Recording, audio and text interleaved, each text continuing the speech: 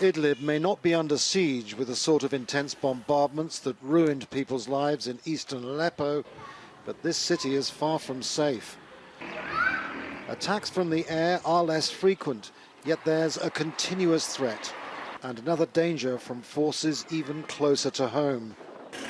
These are Free Syrian Army fighters, considered the most moderate force, but elsewhere in the city and Idlib province, other opposition forces have been fighting among themselves.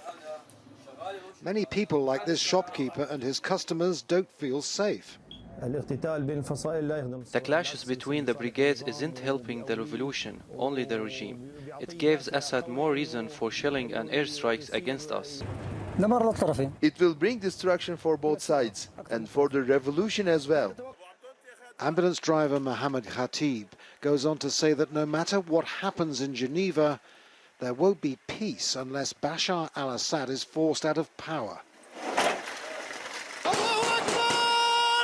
It was 2 years ago that Al-Nusra Front, as it was known then, took control of Idlib city along with other groups.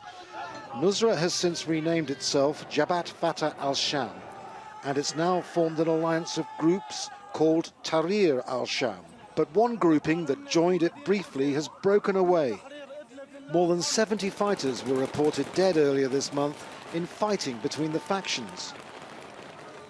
For civilians fleeing from besieged areas and coming here to Idlib, there's a desolate mood and a feeling that the Geneva talks won't help. We've left everything behind us. The Geneva talks only serve the regime. It will be the same. Geneva 1, 2, 3, and if we're still alive, Geneva 10. Only God can provide us with safety. What civilians in these situations are articulating may be seen by some as war-weary cynicism, but they don't know which way to turn, and they say no one truly represents them at Geneva, or anywhere else for that matter. Andrew Simmons, Al Jazeera, Gaziantep.